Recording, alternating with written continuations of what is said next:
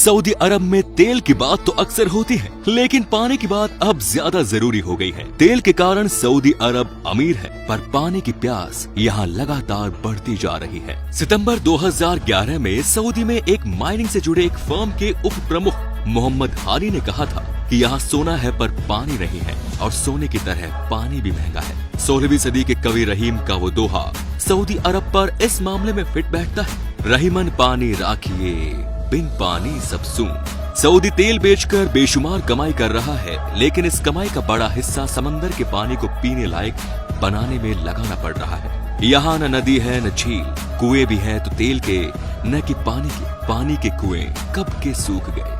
2011 में ही सऊदी के तत्कालीन पानी और बिजली मंत्री ने कहा था कि सऊदी में पानी की मांग हर साल 7% की दर से बढ़ रही है, और अगले एक दशक में इसके लिए 133 अरब डॉलर के निवेश की जरूरत पड़ेगी। सऊदी अरब खारा पानी कन्वर्जन कॉर्प हर दिन 30.36 लाख क्यूबिक मीटर समंदर के पानी को नमक से अलग कर इस्तेमाल करने लायक बनाता है। 2009 का आंकड़ा है, जो अब बढ़ा ही होगा। इसका रोज का खर्च 80.6 लाख रियाल आता है। उस वक्त 1 क्यूबिक मीटर पानी से नमक अलग करने का खर्च 2.57 रियाल आता था। इसके साथ ही ट्रांसपोर्टिंग का खर्च 1.12 रियाल प्रति क्यूबिक मीटर जुड़ जाता है। सऊदी ने 2015 में ही पानी के व्यावसायिक इस्तेमाल पर टैक्स बढ़ा दिया था। सऊदी पानी पर टैक्स इसलिए बढ़ा रहा है ताकि उसका बेहिसाब इस्तेमाल रोका जा सके। कई रिसर्चों का कहना है कि सऊदी अरब का भूमिगत जल अगले 11 सालों में पूरी तरह से खत्म हो जाएगा। सऊदी अरब के अरबी अखबार अल वतन की रिपोर्ट के मुताबिक खाड़ी के देशों में प्रति व्यक्ति पानी की खपत दुनिया भर में सबसे ज्यादा है। सऊदी अरब में प्रति व्यक्ति पानी की खपत हर दिन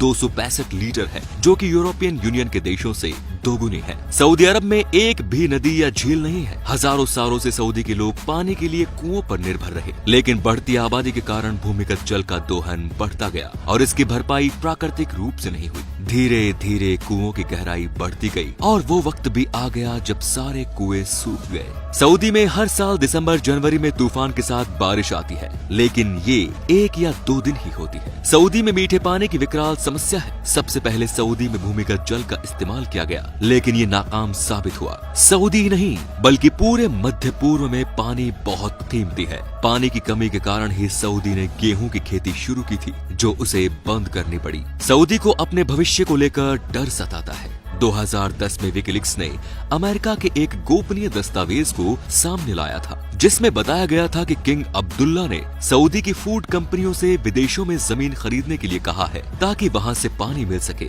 विकिलीक्स के केबल के अनुसार सऊदी पानी और खाद्य सुरक्षा को लेकर इस तरह से सोच रहा है ताकि राजनीतिक अस्थिरता से बचा जा सके। मध्य पूर्व और उत्तरी अफ्रीका में दुनिया की 6% आबादी है और 2% से भी कम वैसा पानी है जिसके इस्तेमाल के बाद भरपाई की जा सके। ये इलाका दुनिया का सबसे भयावह सूखाग्रस्त इलाका है।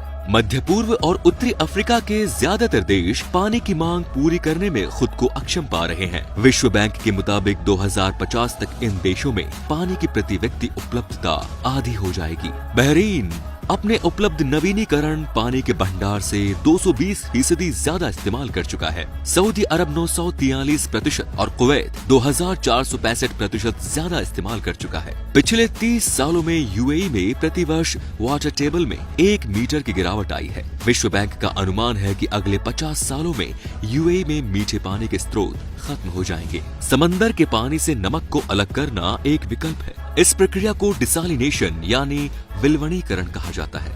दुनिया भर में यह तरीका लोकप्रिय हो रहा है। विश्व बैंक के अनुसार मध्य पूर्व और उत्तरी अफ्रीका के देशों में विलवणीकरण की प्रक्रिया की क्षमता पूरी दुनिया की आधी है। दुनिया भर के 150 देशों में समंदर के पानी से नमक अलग कर इस्तेमाल किया जा रहा है। वैज्ञानिकों का कहना है कि इस प्रक्रिया से समुद्री पारिस्थितिकी को नुकसान पहुंच रहा है। खाने पीने का सारा सामान सऊदी विदेशों से खरीदता है। वहाँ खजूर फल को छोड़ किसी भी अनाज का उत्पादन नहीं होता। ग्राउंड वाटर के भरोसे तो सऊदी चल नहीं सकता, क्योंकि वो बचा ही नहीं है। यहाँ हर साल डिसालिनेशन प्लांट लगाए जाते हैं और अपग्रेड किए जाते हैं। ये बिल्कुल सच है कि इस प्रक्रिया में बहुत खर्च आता है और ये गरीब मुल्कों की बस की बात नहीं। यमन ऐसा करने में सक्षम नहीं है। मुझे नहीं पता कि लंबे समय में डिसैलिनेशन कितना सुलभ होगा या किस तरह की जटिलता आएगी। जलवायु परिवर्तन के कारण अरब के देशों पर सबसे बुरा प्रभाव पड़ रहा है। पूरे मध्य पूर्व और उत्तरी अफ्रीका पर जल विहीन होने का संकट गहरा रहा है। संभव है कि इंसान पेट्रोल के बिना जिंदा रह ले, लेकिन पानी के बिना तो मनुष्य अपना अस्तित्व भी नहीं बचा पाएगा। और सऊदी अरब इस बात को बखूबी समझता है। सऊदी ने अपनी जमीन पर गेहूं उगाने की कोशिश की थी, लेकिन बहुत महंगा पड़ा था। वो कहते हैं सऊदी ने गेहूं फील्ड बनाया, इसके लिए सिंचाई में इतना पानी लगने लगा कि जमीन पर नमक फैल गया। कुछ ही सालों में ये जमीन पूरी तरह से बंजर हो गई और वो पूरा इलाका ही जहरीला हो गया। पूरे इलाके को घेर कर रखा गया है ताकि कोई वहाँ पहुँच ही नहीं सके। सब्जी उगाई जाती है, लेकिन बहुत ही प्रोटेक्टेड होती है। खजूर यहाँ का कॉमन पेड़ और फल है। खजूर एक ऐसा फल है जिसमें सब कुछ होता है, हालांकि ज्यादा खाने से शुगर लेवल का खतरा बढ़ जाता है। यहाँ पेड़ काटना बहुत बड़ा जुर्म है। तो दोस्तों, जैसा कि शुरू से कहते आए हैं कि जल ही जीवन है, ये समस्या किसी भी देश के साथ आ सकती है। आज सऊदी इस चीज से जूझ रहा है, हो सकता है कल को सारा विश्व इसके चपेट में आ जाए। इसीलिए जल का दोहन कम से कम करें। तो दोस्तों, वीडियो को अधिक से अधिक शेयर करें ताकि पानी को लेकर लोग जागरूक हो सके। धन्यवाद।